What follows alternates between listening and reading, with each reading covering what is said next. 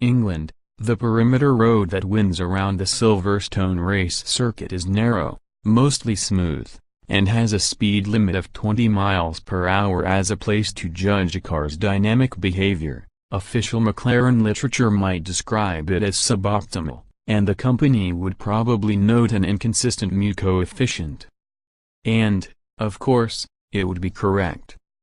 Yet by the time I've driven from the rather splendid wing pit complex to the circuit's exit in the new McLaren 675 LT, I'm positively beaming and muttering to myself, they get it.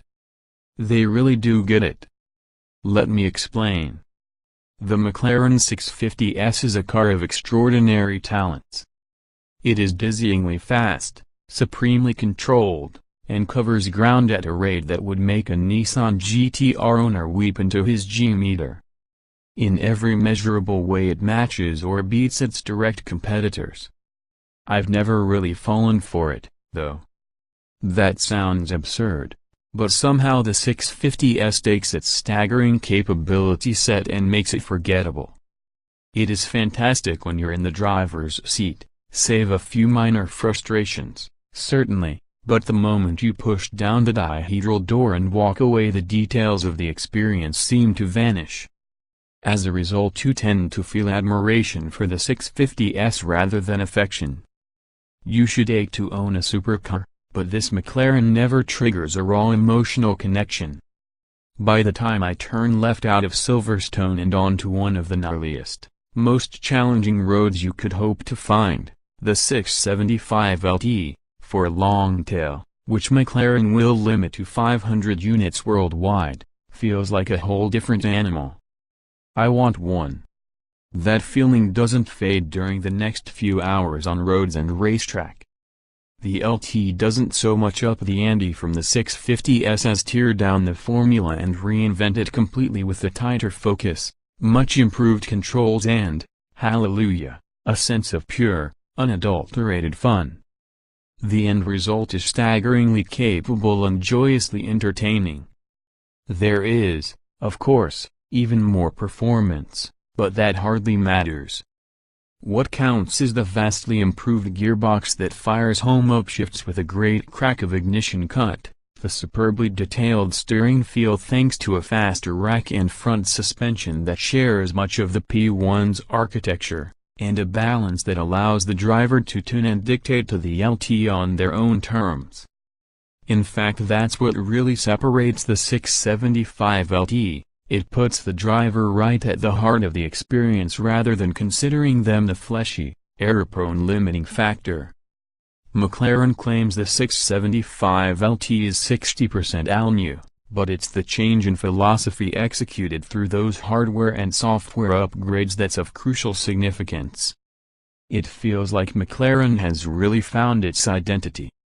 Delve into the 675 LT's incredibly detailed evolution from the base 650S.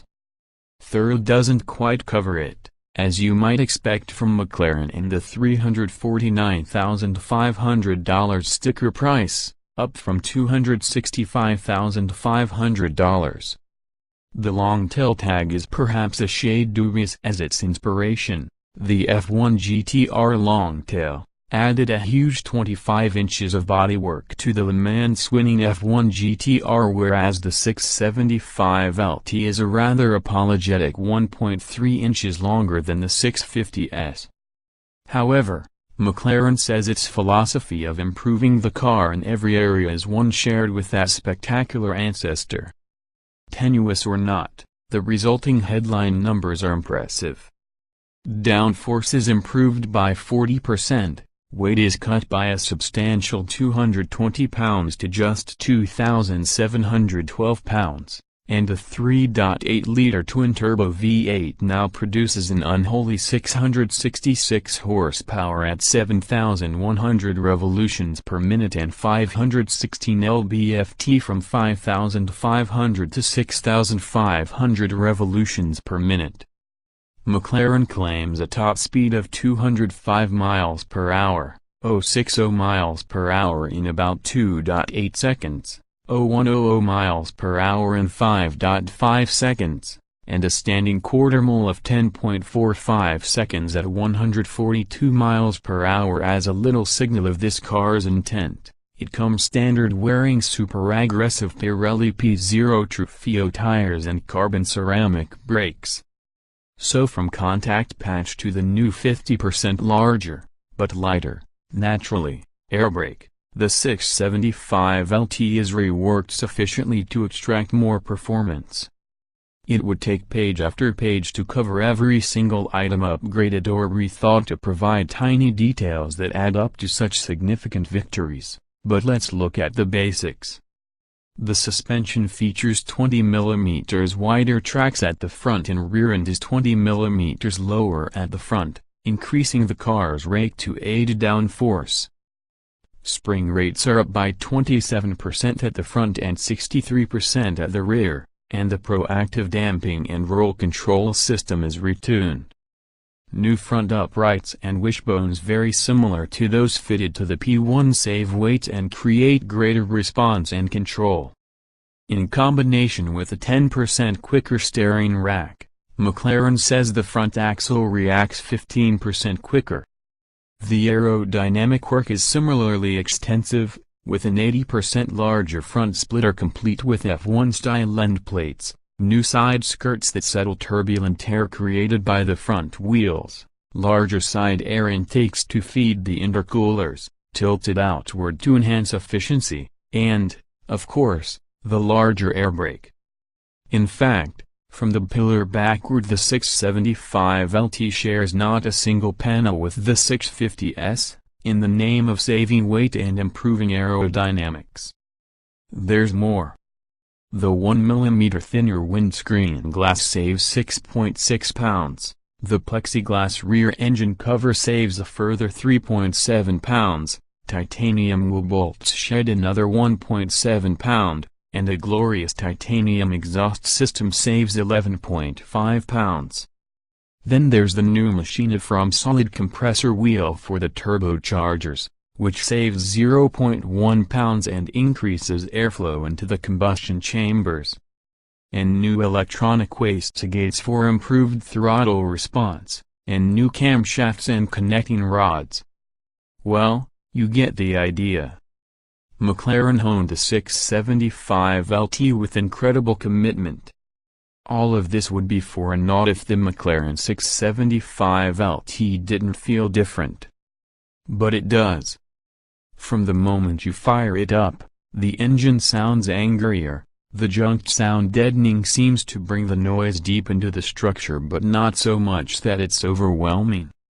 The fixed-back carbon fiber seats, saving 35 pounds combined, tingle and vibrate too, a result of stiffer engine and transmission mounts. Press active on the elegant center console to awaken the two rotary dials above, one adjusting drivetrain settings, the other influencing the chassis. Each has normal, sport, and track settings, which you can mix and match. New for the 675 LT is stability control that you can be adjust independent of driving mode, meaning a new dynamic setting is available in sport and track, or you can remove it altogether with a long press of the escape button. On the road, sport mode for the suspension feels spot on, and sport for the drivetrain means you get the new ignition cut function that cuts the spark during shifts but keeps on fueling. The result is a triumphant crack on upshifts and better throttle response.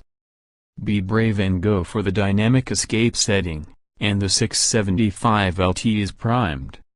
You notice the weightier steering first. It hums and fizzes with feedback, and though the front tires sometimes weave into ruts or follow cambers, the extra physicality is judged beautifully. The LT feels focused with a taste of rawness, but the ride is still pliant enough to cope with all but the worst surfaces. It changes direction so cleanly too, the body control immediately apparent, and the wider front track and faster steering rack create an instantaneous, muscular response that the slightly aloof 650S couldn't hope to achieve. These are seriously encouraging signs. As the pace ramps up, so too does the sense that the 675 LT is keen to match your commitment with astonishing accuracy. The suspension only improves with speed, and the Trufios seem to hook deep into the surface to find huge levels of grip and traction. However, while there's composure and control to spare, there's something more.